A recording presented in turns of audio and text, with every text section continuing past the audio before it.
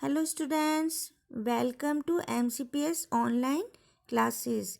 अपन chapter number 9 पढ़ रहे थे बेटा, उसके आगे का भाग पढ़ेंगे आज।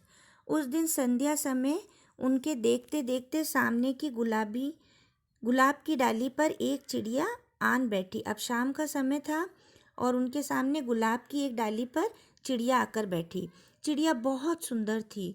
उसकी गर्दन लाल थी और गुलाबी होते होते किनारों पर ज़रा ज़रा नीली पड़ गई थी।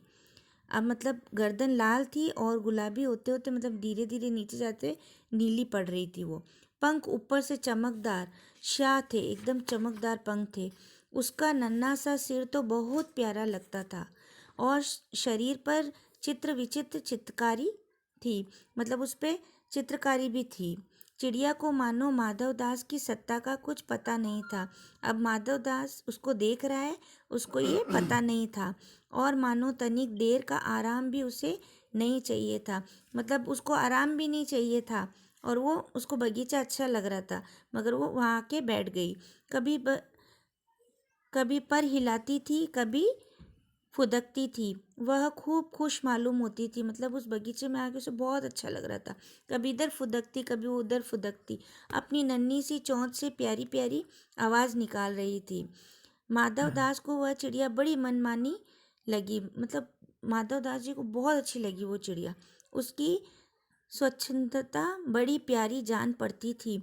कुछ देर वह उस चिड़िया का इस डाल से उस डाल थिरकना देखते रहे, मतलब वो देखते रहे उससे। शाम का टाइम वो या तो दोस्तों के साथ बिताते थे या फिर शाम का दृश्य देखते रहते थे। तो ये चिड़िया का दृश्य देख रहे थे, उन्हें बहुत प्यारा लग रहा था बगीचे में। इस समय वह अपना बहुत कुछ भूल गए, मतलब अपना सब कुछ भूल गए वो। उन्होंने उस चिड़िया से कहा, आओ तुम बड़ी अच्छी आई, मतलब वो चिड़िया से बोले कि आज तुम आई हो, बहुत अच्छी हो, इधर आओ।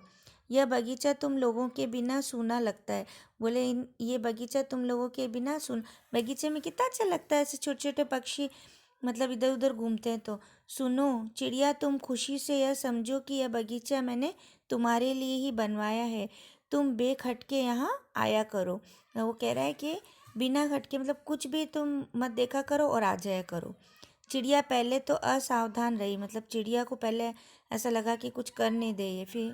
फिर जानकर कि बात उससे की जा रही है, मतलब उसको फिर लगा कि बात ये मुझसे कर रहे हैं, वह एकाएक तो घबराई। पहले वो घबरा गई।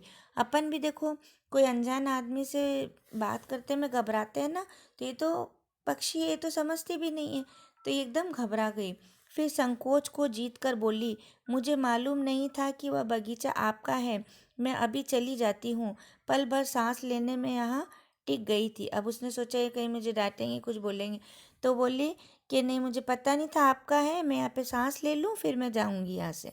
माधव दास ने कहा, हाँ बगीचा तो मेरा है, यह संगमरमर की कोठी भी मेरी है, लेकिन इस सब को तुम अपना ही समझ सकती हो। अब वो कह रहा है मेरी है ये, मगर ये तुम सब इसको अपना समझ सकती हो। मेरा मन तुमसे बहुत खुश हुआ।